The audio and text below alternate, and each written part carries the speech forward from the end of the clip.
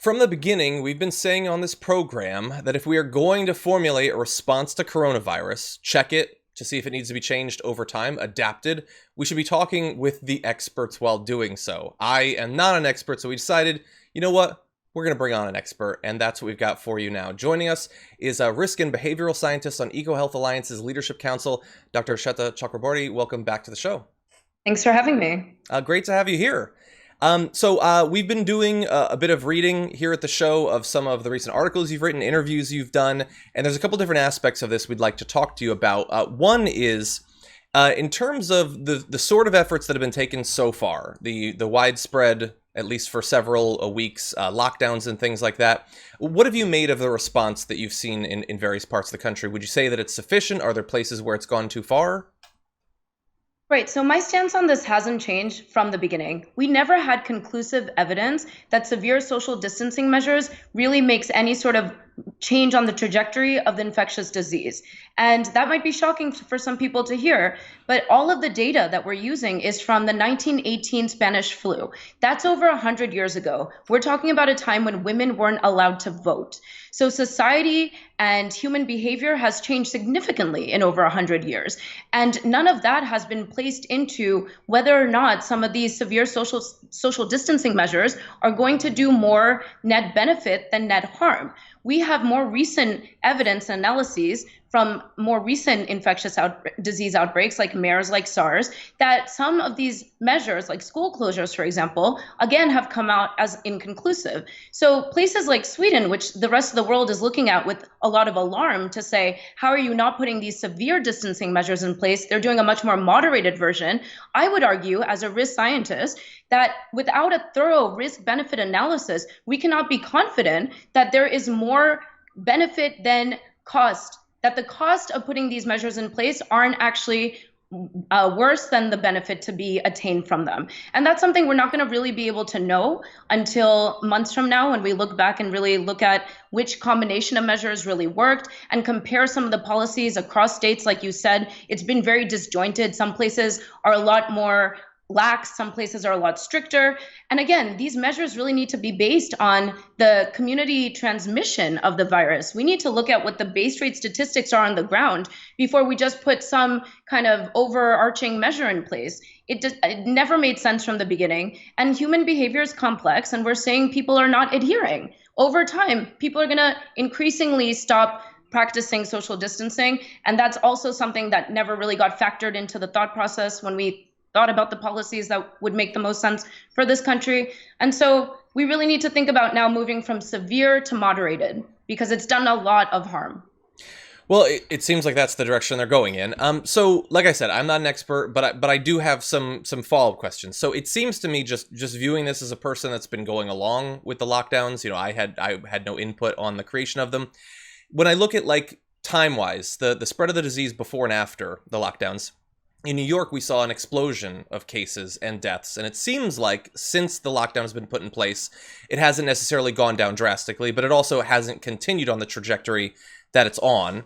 When I look at industries that have continued to operate, some forms of transportation, I'm looking at what's happening in the meatpacking plants, supermarkets, things like that. The places where you are still seeing people congregate are seeing a lot of deaths.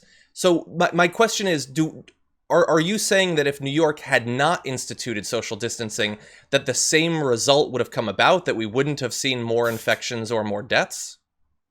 I'm saying the marginal benefit that would have been gleaned from putting these severe social distancing measures in place might not outweigh the harm that has been caused by them. What we're not factoring into the equation is the ripple effects that also result in death. So remember, 600,000 plus Americans a year die from cardiovascular disease. It's the #1 killer in the United States. How many of those people, rather than showing up to the ER because ER has been inundated with COVID-19 patients, are now instead dying from heart attack or stroke or some other complication of cardiovascular disease in their homes? That's just one example. So without looking at the big picture, without factoring in all of the secondary and tertiary impacts of these various policies, severe to moderate to mild, we're never going to get a real understanding of exactly what worked and what didn't, and overall how many people really were benefited, how many lives really were saved. That is what really I fear is going to come out of analysis in the coming months, is that these social distancing measures potentially did more harm than good. That's not to say we shouldn't adhere to them, because if there's any marginal benefit even to be gleaned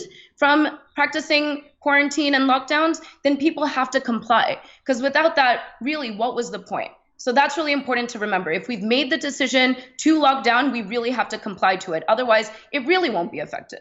So some states are in the process or have already started to reopen. Georgia, they started on Friday, and some additional businesses on Monday, and we're seeing other states, especially in that region, doing the same. So are you and other scientists going to be seeing over the course of the next 1 to 3 weeks to see if, now that we have sort of a natural experiment going on where there are some places that are remaining locked down, others that are opening up, to see if we see an uptick in cases or deaths in those areas?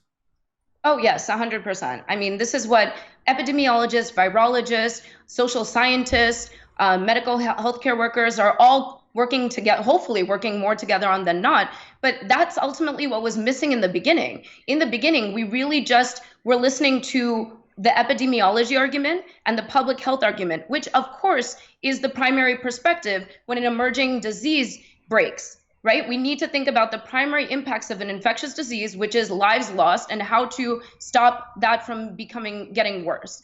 But now, as this virus has made its ripple effects through society, from additional risks like mental health, like increased domestic violence, like increased child abuse, all of these upticks that are happening because, again, of the policies that have been put in place, this now requires a larger narrative. Now we need to include a much more multidisciplinary collaboration to be able to get a really good picture of what worked and what didn't.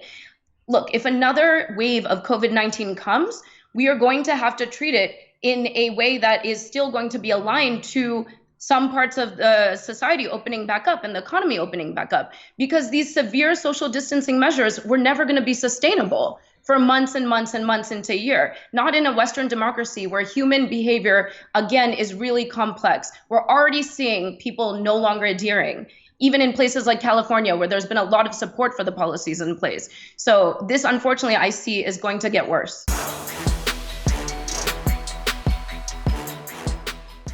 For more political news breakdowns, interviews, stories of activism, and me trying my hardest to care about the occasional big celebrity news story, subscribe to our YouTube channel at youtube.com/thedamagereport. And you can ring the bell wherever it is so you don't miss anything.